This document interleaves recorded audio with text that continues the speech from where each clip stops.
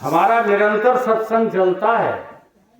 पहले यहाँ चलता था, रणवीर भाई साहब का शरीर बना हुआ था, तब ये गांव खुशहाल था, ट्यूबवेल पे चलता था, यहाँ भी चलता था। लेकिन हमें ऐसी स्मृति आ रही है कि जब से उनका शरीर छूटा है, किसी ने अपने मुंह से नहीं कहा कि वकील साहब सत्संग सुना जा। हम कैसे मान लें कि तुम सत्संगी हो? लगे पड़े हो जो है काय में, कोई तो भले बुरे काम में भूले, कोई नाम में भूले तो कोई मान में भूले, कोई लाखों हजारों जोड़ के दाम में भूले, और जो रूप के मोही है वो गोरे शाम में भूले। भूला नहीं है वो जो दया निधान को चाहे, है भाग्यवान वही जो भगवान को चाहे, और विद्वान हो के नित्य विद्यमान को। बुलबुल को रहा करती है, ये मैं पद जो है बहुत इंपॉर्टेंट सुना रहा हूं आप लोगों को। जी हाँ, जिंदगी बदल सकती है और मेरे सुनाए हुए इस पद पर अमल कर लो तो। बुलबुल को रहा करती है गुलिस्तान की तलाश, और उल्लू को रहा करती है वीराने की तलाश। पशुओं को रहा करती है अपने जात के हैवान की तलाश। यहाँ सबको है अपने अपने इत्मीनान की तलाश। कोई जमीन को चाहे तो कोई आसमान को चाहे, पर है वो भाग्यवान जो भगवान को चाहे, विद्वान हो के नित्य विद्यमान को चाहे। मोही तो भुला करते हैं संतान के पीछे। ध्यान दो इस बात के लिए। बुरा नहीं है बच्चों का पालना, बुरा नहीं है घर गृहस्थी को चलाना, लेकिन उनसे अटैचमेंट रखना 24 घंटे, ये तुम्हारे पतन का हेतु है।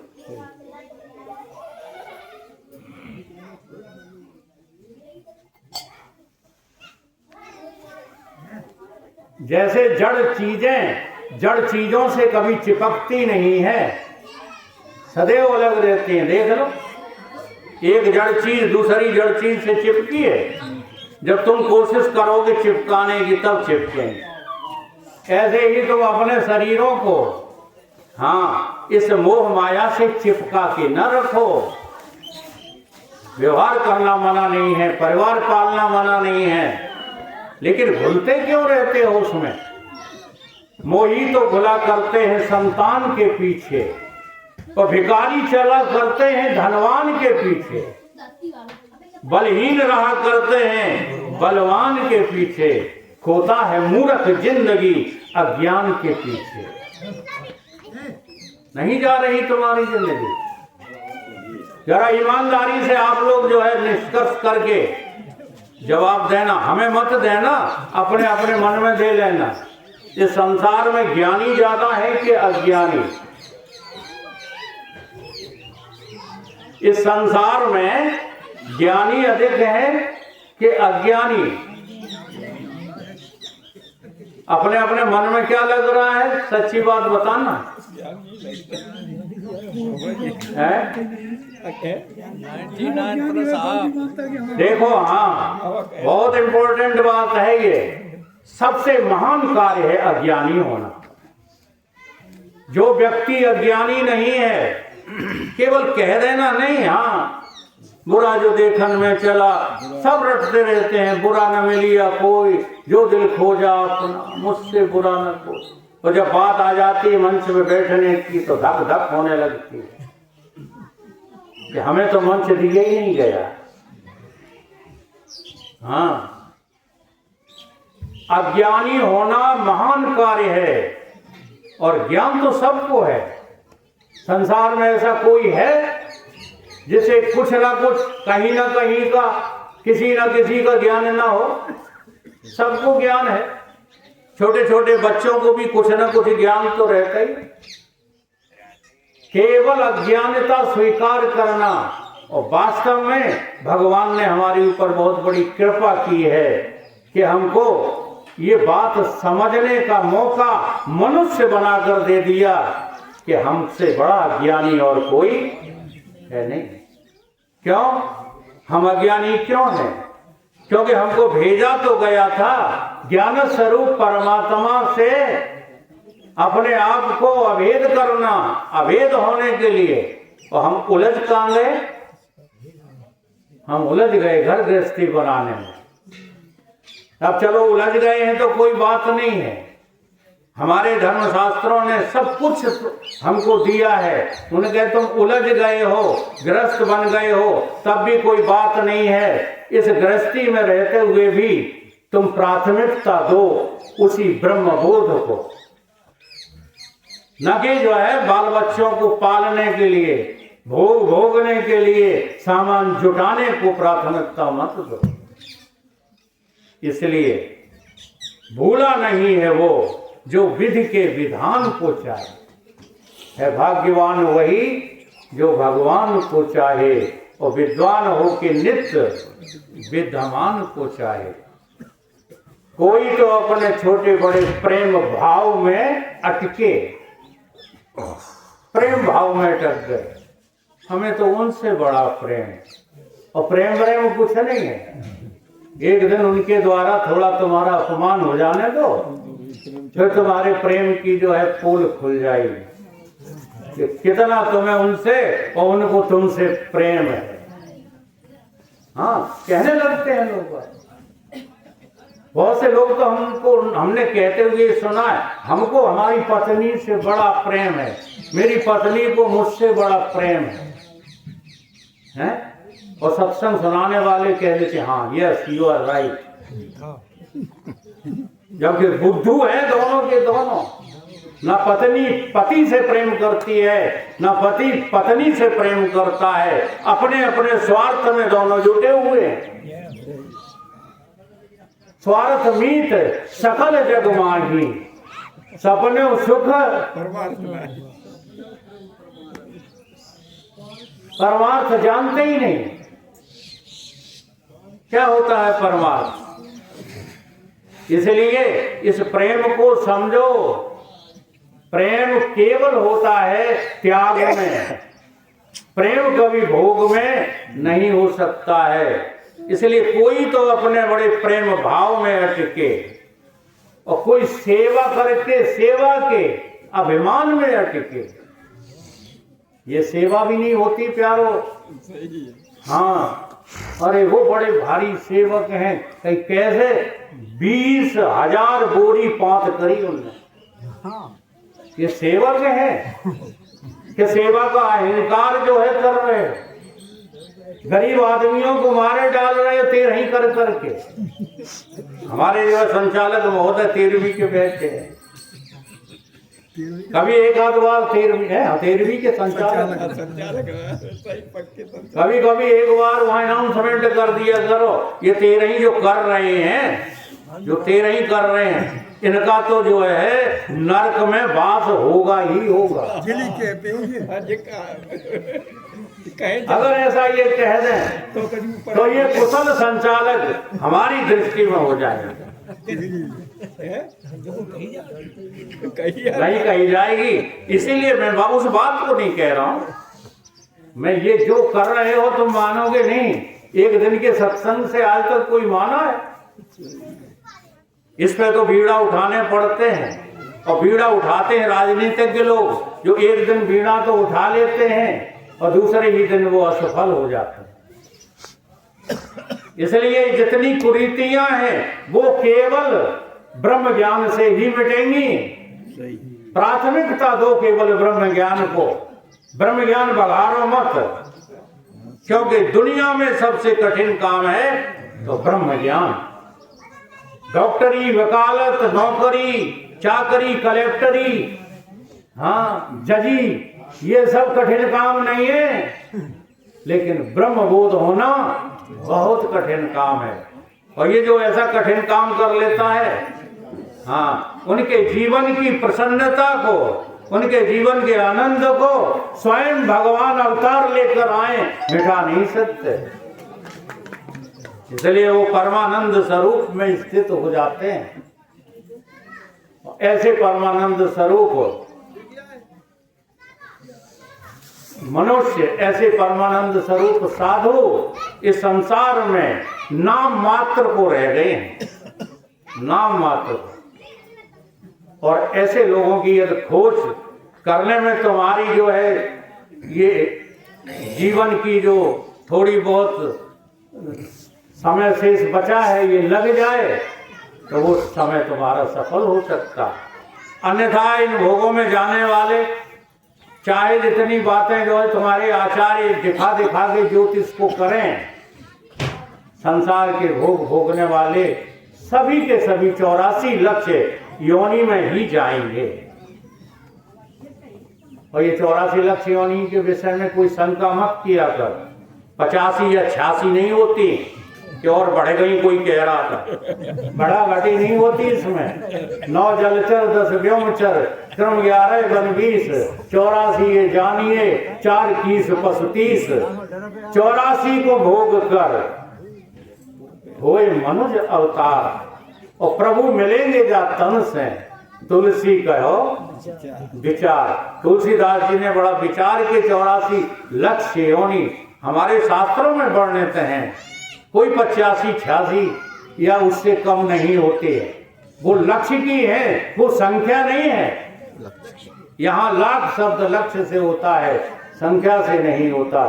तो इस प्रकार के है भाग्यवान वही जो भगवान को चाहे और विद्वान हो के नित्य विद्यमान को चाहे।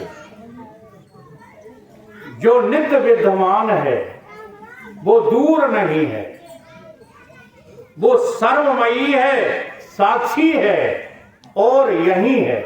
थोड़ा सा जिक्र जो है अगर 2 न बजे हो तो, क्योंकि समय का बंधन है, हाँ, वो सर्वमयी है, साक्षी है। कभी कभी क्या होता है ये बातें सुन सुन करके कि तुम सबके गवाह हो, तुम सबके गवाह हो, तुम सबके गवाह हो, ठीक है, सुन सुन करके तुम्हें भ्रम हो जाता है कि हम ब्रह्मज्ञानी हो गए, हम साक्षी हो गए। बहुत बड़े भ्रम में हो। साक्षी किसका होता है तू? और जब तक तुम जो है ईमानदारी से बता रहा हूं, ईमानदारी से वैराग को प्राप्त नहीं होते।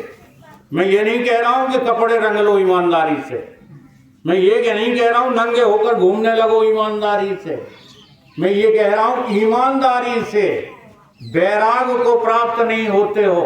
वैराग से तात्पर्य क्या है? क्या तात्पर्य है वैराग से? रोटी छोड़ दो, पानी पीना छोड़ दो, क्या तात्पर्य है?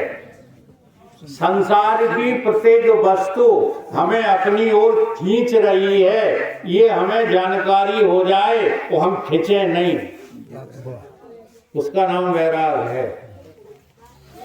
राग और द्वेष दोनों से रहित है जिसका जीवन, वो है वैरागी। अब वो कब होगा? जब तुम संसार की सारी विषय वस्तुओं को नाशवान देख लो, तब होगा। इसलिए प्रथम विवेक, पहले विवेक कीजिए। अब विवेक है नहीं, नाश चीजों को अविनाशी समझ बैठे हो। जहां जो है अविनाशी की बात आती है, एक ही उदाहरण देते हो, जीव भी तो अविनाशी है। जीव कभी अविनाशी नहीं होता। जिस चौपाई को गोस्वामी जी ने लिखा है वो लक्ष्य करके लिखा है ब्रह्म को, चेतन अमल ईश्वर अंश। अब जरा विचार सोचो, अंश और अंशी भाव में अभी पहुंचते नहीं हो तो अंशी भाव के बिना तुम जीव को हो जाते हो, अविनाशी हो जाते हो। कैसे हो जाओ? तुम अभी अंश किसके हो? ईमानदारी से सोचा करो। तो कोई तो निकलेगा पंडित का अंश, कोई निकलेगा ठाकुर का अंश, कोई निकलेगा बनिया का अंश, तो कोई निकलेगा अम्बेडकर का अंश। और देखो इन्हीं की लड़ाइयां संसार में पड़ी हैं। ब्राह्मणों ने हत्या लिए परशुराम और ठाकुरों ने हत्या लिए श्री राम जी और बनियन ने उग्रसेन और शूद्रों ने हत्याले अम्बेडकर, और इनमें से एक भगवान नहीं है। अगर ये बात समझना है तो नित्य सत्संग मेरे पास किया कर। इनमें से कोई भगवान नहीं है। न राम भगवान है वो वाले जिन्हें तुम मानते हो, सही है। जी हाँ। न परशुराम भगवान है वो वाले जिन्हें तुम मानते हो। न अगर बता रहे हैं, बीच में ना बोलो। इतने दिन से सो रहे थे क्या? हाँ, कभी भूल के भी नहीं याद किया कि वकील साहब सत्संग सुना जाया करो। अब आज ही सारे अर्थ पूछेंगे। पूछ लेना।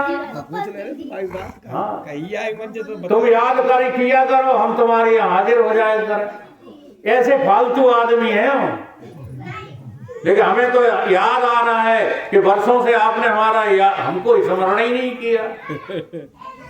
इसलिए समझो जरा, ये सारे फोटो भगवान नहीं है। जैसे राम जी का अवतार दशरथ के यहाँ हुआ, ठीक है, तो वो जो शरीर को लेकर के भगवान जैसे कहते हो, वैसे क्या आप आज अपने सतगुरुदेव के शरीर को भगवान नहीं कहते हो? कहते हो कि नहीं कहते हो? अब जो भगवान मर गए वे भगवान कैसे? तो दशरथ के लड़का राम मर गए कि हैं अभी? बताओ। और जो परशुराम जी का शरीर था वो अभी है क्या? नहीं है। उग्रसेन जी का नहीं है। और अम्बेडकर का शरीर, का भी। फिर इनकी सबकी जो है मूर्तियों को लेकर के तुम संसार में उपद्रव क्यों कर रहे हो? है भाग्यवान वही जो सच्चे भगवान को चाहे और विद्वान हो के नित्य विद्यमान को चाहे, जो तत्व नित्य विद्यमान है, जो सर्वधी साक्षी है। अब सर्वधी साक्षी का भी अर्थ तुम्हें गलत सिखा दिया जाता कि सारी बुद्धियों को जो जानता है, ये अर्थ थोड़ा ही है। साक्षी का सीधा सीधा अर्थ है, अगर कोई विचार सागर पढ़े हो तो इस दोहे को समझने की कोशिश करना। एक ही साथ भास हो साक्षी और आभास, दूजो चेतन को विषय साक्षी स्वयं प्रकाश। तुम किसी संसार के साक्षी नहीं हो, तुम किसी अन्य बुद्धियों के साक्षी नहीं हो। तुम साक्षी हो तो केवल अपनी चैतन्यता के। तुम अपनी चैतन्यता को गवाह करो, ये संसार तुम्हारी निगाहों से एकदम हट जाएगा। तुम अपने आप को नहीं जानते, इसीलिए सारे संसार को जान करके और इससे आकृष्ट हुए घूम रहे हो। इसका नाम जो है सर्व साक्षी नहीं है। तुम सर्वमयी हो, साक्षी हो, सर्वमयी हो, साक्षी हो, और यही हो, कहीं जाना नहीं पड़ेगा। भगवान वही है जिससे होते पूरे काम। अब बता दो तुम्हारे पास कौन सा भगवान है जो तुम्हारे सारे पूरे काम निपटा दे? बता दो। एक ही भगवान है, हाँ, जिसकी सत्ता के बिना पत्ता नहीं हिलता, और वो तुम्हारे अलावा कोई और हो तो दिखा दो। तुम्हारी आंखें किसकी सत्ता से देख रही हैं? तुम्हारे हाथ पांव किसकी सत्ता से चल रहे हैं? तुम्हारा मन और बुद्धि किसकी सत्ता से काम कर रहा है? तुम्हारी सत्ता से नहीं कर रहा है। तो तुम्हारे अलावा कोई और भगवान है? लेकिन लड़ जाओगे हमसे, कहोगे बड़े भारी हमें सहूर से कर है, हम भगवान कैसे हो सकते हैं? वो सच्ची बात यह है कि तुम भगवान के अलावा और कुछ हो ही नहीं, और कुछ बन रहे हो तो मिट जाओगे, बच नहीं सकते। इसलिए भगवान वो हैं जिससे पूरे होते काम। भगवान वो हैं जिसमें सारे कल्पित हैं रूप नाम, और भगवान वो ही हैं जिनका है सत चित आनंद धाम। और किसी विध ये पथिक, किस विध ये पथिक उसी महान को चाहे। है भाग्यवान वही जो भगवान को चाहे। अगर अपने भाग्य को सुधारना चाहते हो तो भगवत प्रेमी बनो, सत्संग प्रेमी बनो, साधु संगत करो। भेष बना है गृहस्थी का, बना रहे। हुलहुलाओ मत सन्यास लेने के लिए। ये नकली सन्यास लेकर के तो तुम और ज्यादा घमंडी हो गए हो, और ज्यादा अभिमानी हो गए हो। सच्चा सन्यास धारण करो। सा धन अन्य धन आशा, एक परमात्मा के अलावा किसी से आशा मत करो। यू आर सन्यासी। यह है सन्यास। ऐसा सन्यास प्राप्त करने के लिए नित्य निरंतर द्वेष भावना छोड़ करके, अगर आपको कुछ नहीं आता है और किसी को आता है तो उससे पूछने में तुम्हें क्या तकलीफ? सही। लेकिन नहीं, विद्या का अभिमान चढ़ा करके हम सत्संग छोड़ देते हैं। देह का अभिमान लाद करके हम अच्छे साधु पुरुषों की संगत छोड़ देते हैं। इन सब का त्याग करो और सच्चे सत्संग से प्रेम करो। बस आज का निवेदन मेरा इतना ही है। राकेश जी का जो है हमको निर्देश है कि 2 बजे कथा समाप्त हो जानी चाहिए। बोलिए सतगुरुदेव भगवान की जय।